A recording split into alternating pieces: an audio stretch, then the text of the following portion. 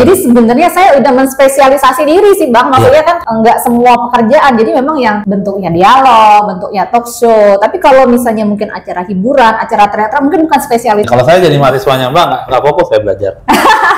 Bapak mengundang saya sebagai dosen Unsri atau sebagai presenter TVRI? Oh jadi.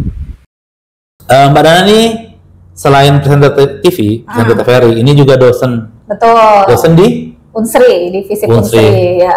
Mbak, pernah nggak Mbak lagi ngajar gitu, ada mahasiswa yang ternyata penikmat TVRI, terus kenal? Ada ya? Ada pasti ya, masih dikenal ya. Iya, dikenal. Ada. Karena dulu zaman saya kuliah, itu ada salah satu presenter televisi lokal, enggak presenter sih, mungkin pengisi acara, guru.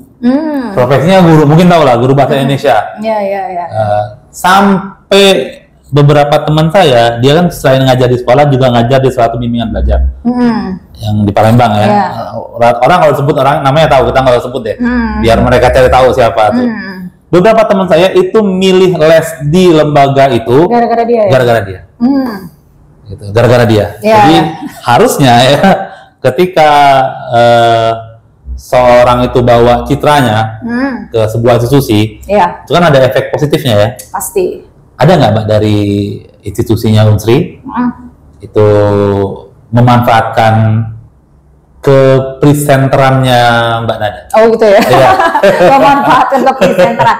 Jadi sebenarnya lebih ke bukan memanfaatkan kepresenteran ya, memanfaatkan kemampuannya ya gitu ya, karena memang sudah terbranding. Jadi gini Bang Arif, ada pengalaman nih kan, kalau misalnya jadi presenter nih kebetulan kan pasti punya kemampuan lah ya, alhamdulillah, maksudnya bisa jadi moderator, bisa jadi MC istilahnya gitu kan. Jadi kalau misalnya ada orang yang mengundang saya ini ya agak-agak fair-fairan aja ya, mungkin karena saya lebih lama di media ya, saya akan tawarkan, Bapak mengundang saya sebagai dosen Unsri atau sebagai presenter TVRI? Oh, presenter TVRI Mbak. Jadi memang masih lebih dikenalnya nih, jujur nih, kalau saya pribadi jujurnya lebih dikenal masih presenter TVRI gitu. Terus kalau misalkan saya ada surat permohonan gitu ya, biasa kan minta surat permohonan, minta mau mengundang boleh, kalau kami mau bikin surat kami tujukan ke siapa ya, oh iya saya nanti kasih 2 nih Bang, misalnya ini Bapak boleh diajukan ke atasan saya yang di Unsri atau mau ke TVRI silakan aja, tapi nanti suratnya datang memang ke TVRI karena memang masih lebih dikenal sebagai presenter TVRI-nya ya gitu ya. Jadi istilahnya, tapi itu untuk job ini ya, job MC atau moderator gitu.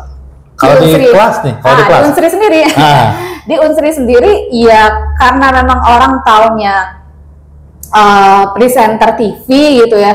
Kalau saya banyak ya, kalau kita ngomongin di kelas, karena saya sebagai presenter, mungkin cara penyampaian saya lebih menyenangkan. Saya agak overconfident nggak, tapi memang lebih enak karena kita punya public speaking yang mungkin ini ya. Yang dosen, yang mahasiswanya ya, di komen ya, benar nggak yang dibilang sama ibu dosen ya?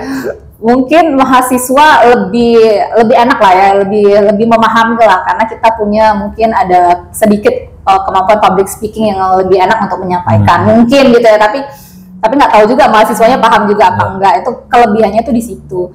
Tentu di acara-acara kampus, kalau misalnya ada event-event, kemudian event-eventnya juga, maksudnya kalau ke kampus ya, apalagi ke Unsri ya, maksudnya banyak orang-orang yang pejabat-pejabat atau siapa yang akan datang, yang akan melakukan kuliah umum. Kalau misalnya ada event besar, itu saya insya Allah diajak berkontribusi juga untuk memandu acaranya tuh di situ gitu kan ya. Jadi kalau misalnya mau kemarin ada Pak Wakapolri datang, kemudian ada menteri atau wakil menteri atau siapapun yang datang tuh biasanya sih diajak terlibat dalam acara itu. Yang terakhir kan ada di Unsri itu ada kayak dialog politik ya, nggak salah, dari salah satu TV swasta beberapa waktu lalu.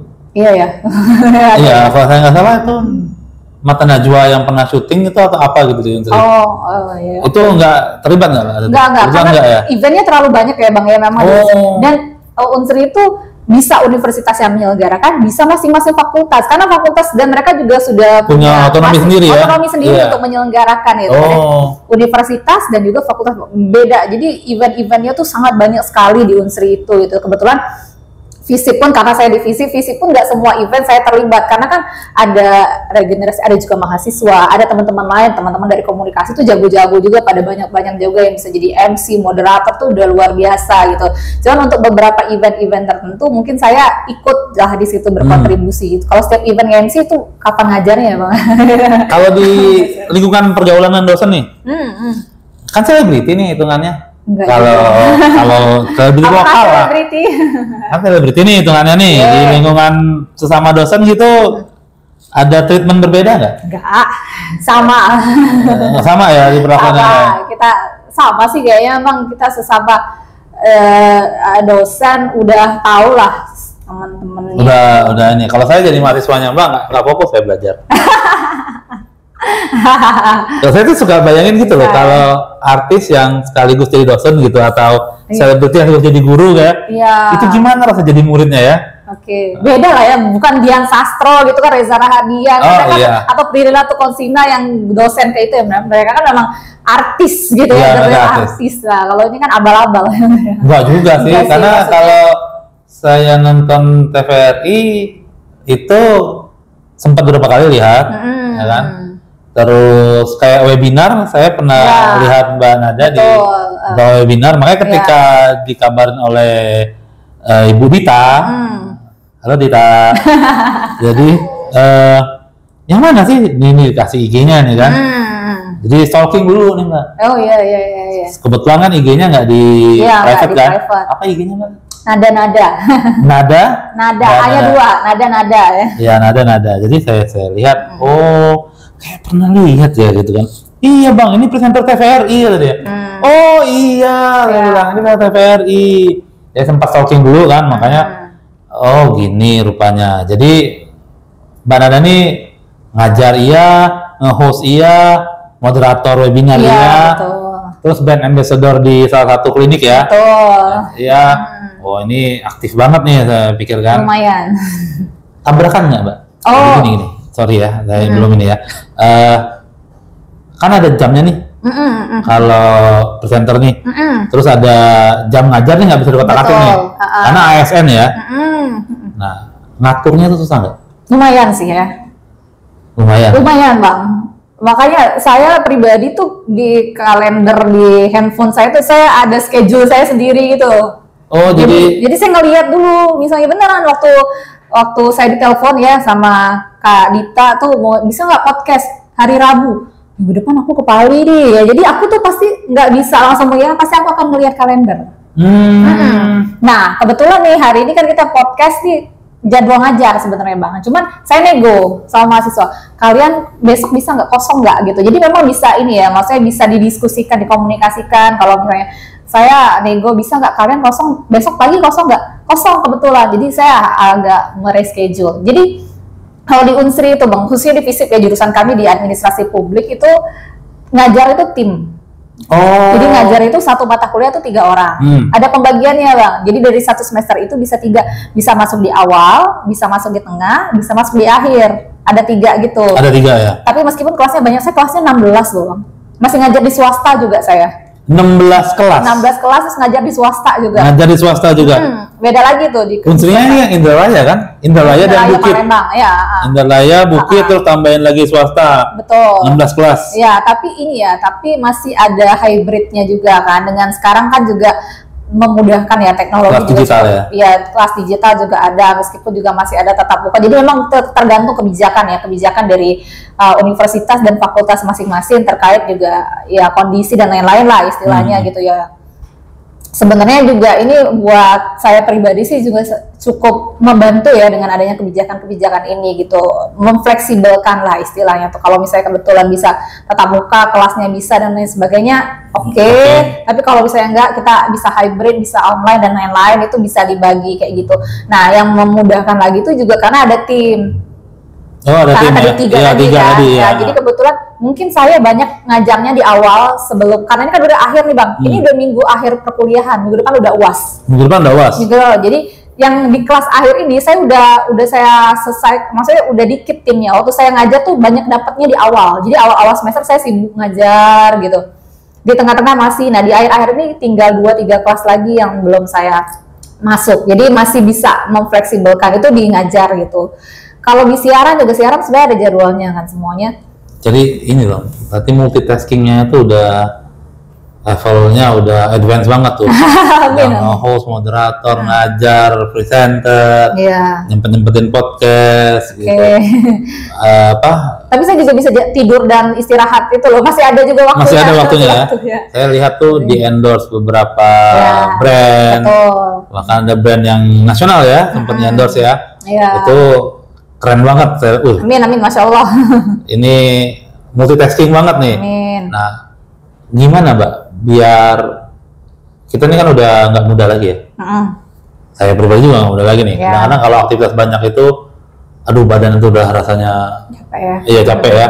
Nah, tapi yang paling penting itu semangat sebenarnya dijaga ya. Ada nggak Mbak tipsnya Mbak? Biar orang yang mau multitasking nih, yang mau ini itu ayo, biar tetap bisa jalanin semuanya tanpa melepaskan tanggung jawab. Tanpa lepaskan. Jadi sebenarnya itu tuh dari kebiasaan sih ya teman-teman. Sebenarnya itu dari kebiasaan sih Bang. Kita tuh, orang tuh juga kadang-kadang teman-teman aku yang nggak usah teman-teman kayak ini sih kayak gasing cepet banget sih. Udah kayak udah tiba-tiba udah di sini, tiba-tiba tadi di TV deh kok sekarang tiba-tiba di sini webinar gitu. Iya karena terbiasa juga sih Bang ya. Karena kebiasaan ini nggak saya lakuin pada saat ini aja atau setahun 2 tahun ini, tapi ini udah dibentuk istilahnya gitu ya, udah dibentuk dari tahun-tahun bahkan belasan tahun sebelumnya, mungkin dari sekolah juga secara tidak sadar sudah terbentuk itu gitu kan ya, karena didikan juga karena kebiasaan itu gitu. Kemudian selain kebiasaan dan juga tanggung jawab sih, rasa tanggung jawabnya itu ya, rasa tanggung jawab. Percuma kalau misalnya kerjaannya tuh banyak tapi nggak tanggung. Saya juga milih ini kalau mungkin nggak bisa atau mungkin nggak memungkinkan yang nggak akan diterima juga sih Bang, karena kan kita tahu kita punya kewajiban ya, kita punya kewajiban siaran, ngajar, nah itu udah bisa diganggu gugat lah istilahnya gitu. Kalaupun kemungkinan ada tawaran moderator atau pembicara atau MC atau apa, pasti akan dilihat dulu adakah kewajiban yang ditinggalkan atau tidak. Kalaupun misalnya ada nih kayak ini kan ada kewajiban di ngajar, cuman apakah bisa dinego gitu, apakah kita bisa pindah hari gitu kan ya. Jangan sampai saya nggak mau misalkan katanya misalkan aja kita kan media sosial, saya nge-branding diri mungkin setiap event pasti mungkin saya akan upload di media sosial. Jangan sampai misalnya mahasiswa kepikiran, oh pantesan nggak ngajar ibu ini kan ini saya ini kan MC atau duitnya atau apa, jangan sampai kayak gitu. Jadi kalaupun misalnya saya nggak bisa, misalnya ada MC kemudian saya ngajar kayak sekarang ini nggak ngajar nih karena ada podcast nih sama Bang Hari gitu.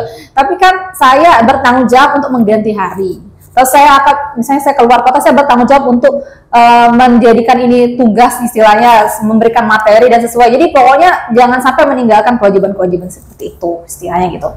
Siaran juga demikian. Kalau udah ada jadwal siaran itu udah terjadwal banget ya Bang ya. Jadi kalau misalnya siaran itu mutlak Bang, jadi nggak bisa telat. Kalau kita siaran nggak bisa telat, 1 jam sebelum sudah ada. Jadi nggak mungkin kemungkinan misalkan siaran itu jam 4, jam 3 kita harus ada di situ. Ada job habis makan siang, itu udah nggak bisa. Jadi kalaupun misalnya uangnya besar atau apa dan segala macam, kita komitmen, kecuali kalau misalnya memungkinkan untuk bertukar jadwal dengan teman gitu. Jadi memang bisa diejok ke istilah Palembang, mencoba untuk diatur lah, diejok ke galau. Jadi ngomong masalah uang ya Mbak, saya mau tanya nih, antara dosen, ini memang bikin haus nih pertanyaan ini Mbak. Antara dosen dan presenter secara finansial mana yang lebih baik? Karena saya dosen itu ASN ya Pak ya. Karena saya dosen ASN, jadi mungkin teman-teman tahu berapa gaji ASN gitu. Gaji ASN senormal-normalnya ASN golongan 3B gitu kan ya. Jadi asisten ahli kalau yang tahu nih misalnya dosen, jadi udah tahu lah minimalnya berapa di situ. Kalau misalnya presenter juga freelance. Nah, senormal-normalnya freelance berapa gitu kan. Jadi istilahnya gitu. Jadi sebenarnya saling ini aja. Saling nutupin. Saling berkolaborasi lah istilahnya. Tapi yang menyenangkan itu sebagai dosen dan sebagai presenter adalah job-job yang di luar. Saya akan bilang kayak gitu. Saya akan fairnya ngomongnya di sini. Justru job-job yang di luar. Justru karena kita dikenal sebagai presenter, kita punya branding presenter dan juga sebagai dosen, orang-orang akan mengundang kita, entah itu jadi pembicara, entah itu moderator, entah MC. Nah, di situ yang untuk cari cuannya istilahnya itu justru di situ. Justru itu buka jalan dia bisa nyari uang di tempat-tempat lain. Justru di situ. Maksudnya acara off air yang di situlah yang mungkin itu. Dapat acara off air pun juga kan karena kita presenter, karena kita sebagai dosen. Jadi sebenarnya saya udah menspesialisasi diri sih Bang. Maksudnya kan enggak semua pekerjaan. Jadi memang yang bentuknya dialog, bentuknya talk show. Tapi kalau misalnya mungkin acara hiburan, acara teater mungkin bukan spesialis saya. Jadi kita memang ada spesialisnya. Enggak semua pekerjaan tuh harus diambil. Ya kan saya mikirnya salah satu alasan bisa jadi moderator bukan hanya karena presenter TVRI, tapi juga karena punya basic pendidikan. Betul. Webinar, moderator webinar ya. Nggak mungkin kan orang yang biasa ngelawak tiba-tiba jadi moderator di webinar yang serius. Betul. Tiba-tiba saya disuruh ngelucu, pasti garing Bang. Pasti garing ya. Tapi Bang ini fakta ya Bang ya. Bener-bener kedua profesi ini saya nih, alhamdulillah tuh kayak saling menonjol, maksudnya saling menopang banget gitu loh Bang. Iya. Ketika saya jadi presenter gitu ya, ketika saya mewawancarai orang gitu, siapapun ya, saya kayak bisa menyatukan teori-teori yang saya punya, yang saya ajarin tuh, saya tanyakanlah langsung pada ahli-ahlinya itu, dikasihlah feedback, jawaban-jawaban mereka secara praktis, karena mereka mungkin dari pejabat dari sisi yang mana, yang jawaban-jawaban mereka tuh saya bisa bawa ke kelas juga Bang.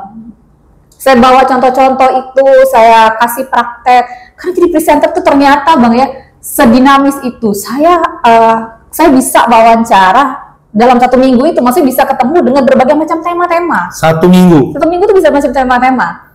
Kemarin ngomongin banjir sama dinas PUPR misalkan ya, kemudian sama BMKG. Itu udah beda lagi kan. BMKG tuh posisinya apa sih? PUPR beda lagi kan. Beda. Kemarinnya lagi saya ngomong sama pebisnis properti. Tuh jauh banget. Beda banget kan? Sebelumnya lagi saya ke KPU, ke Bawaslu. Sebelumnya lagi saya mungkin ke anak-anak SMP, SMA, para pemilih-pemilih pemula itu lagi. Sebelumnya jadi dinamis ya. Sebelumnya lagi saya ngobrol tentang pertanian dan lain-lain.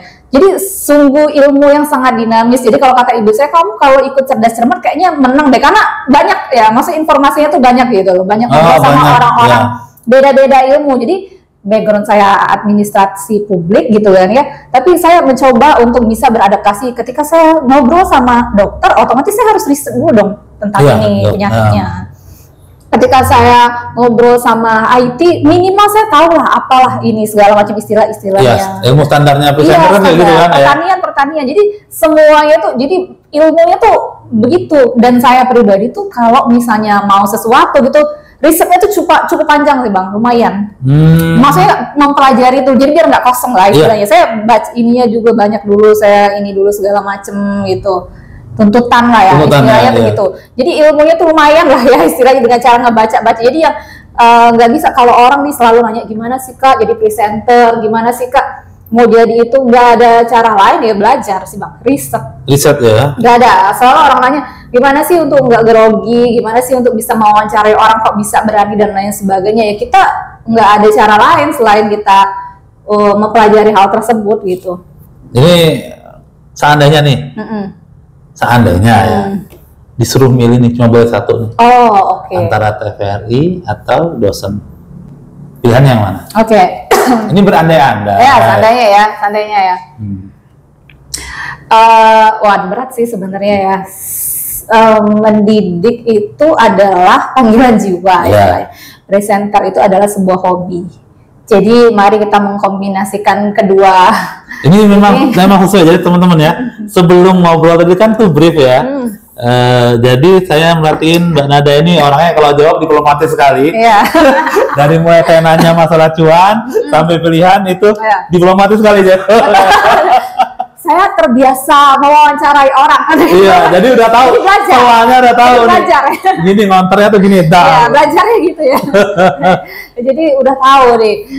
Karena lumayan, jadi waktu saya sebelum di TV tuh Bang, saya di radio tuh kan, di radionya tuh berita Jadi memang basicnya tuh wawancara, jadi istilahnya kalau mau ngitung itu udah berapa belas tahun lah istilahnya tuh ya. Jadi tuh saya tuh udah tahu, saking seringnya ya, enggak bukannya semua, atau maksudnya saking seringnya saya tuh udah tahu mungkin si narasumber tuh akan menjawab apa. kita tuh udah kebayang gitu kan ya, akan menjawab seperti apa, terus nanti akan bagaimana dia bersikap terhadap kita juga seperti apa gitu. Jadi itu udah tahu lah. Otak udah mulai mikir nanti larinya ke sini, kan. Iya, kita udah tahu deh bagaimana. Tapi kita juga harus sadar diri, maksudnya kita harus ngerem, nggak boleh lebih. Kadang-kadang juga kita menutupi lah, misalnya dia kurang bisa atau seperti apa ya, kita mencoba untuk tapi tidak untuk menjatuhkan si narasumber itu, tetap kita harus mengangkat. Itu saya lihatin, wah ini khasnya seorang presenter ketika ngejawab. Iya, aduh. Dan makanya saya sempat bilang sama Bang Heri, agak gugup Bang. Kenapa Rif? Ini presenter pro Bang. Aduh enggak. Jadi saya khawatirnya itu malah saya yang diwawancarain nanti. Tadi waktu brief saya banyak yang nanya juga. Iya, tadi kan sempat banyak nanya kan. Loh, kok saya banyak yang ditanya? Kebalik, ini siapa yang host ini, siapa yang narasumber? Nah, teman-teman ya, jadi sebenarnya kalau kita mau dalamin lagi masalah presenter ini, itu masalah yang banyak sisi yang bisa digali. Mulai dari apa bedanya presenter talk show biasa sama presenter yang pembawa berita, anchor ya, kalau bahasanya anchor ya kita nyebutnya ya. Pasti kan ada beda nih ya. Kalau di anchor biasanya ada apa yang di belakang? Teleprompter. Teleprompter. Buat membaca. Iya. Kalau talk show nggak bisa gitu kan? Nggak bisa. Harus flow sama pembicaraan dengan narasumber. Betul. Nah, tapi mungkin karena waktu kita yang terbatas, kita batasin dulu sampai di sini. Mudah-mudahan di lain kesempatan bisa ketemu lagi sama Mbak. Siap. Terima kasih Mbak. Ya. Terima kasih.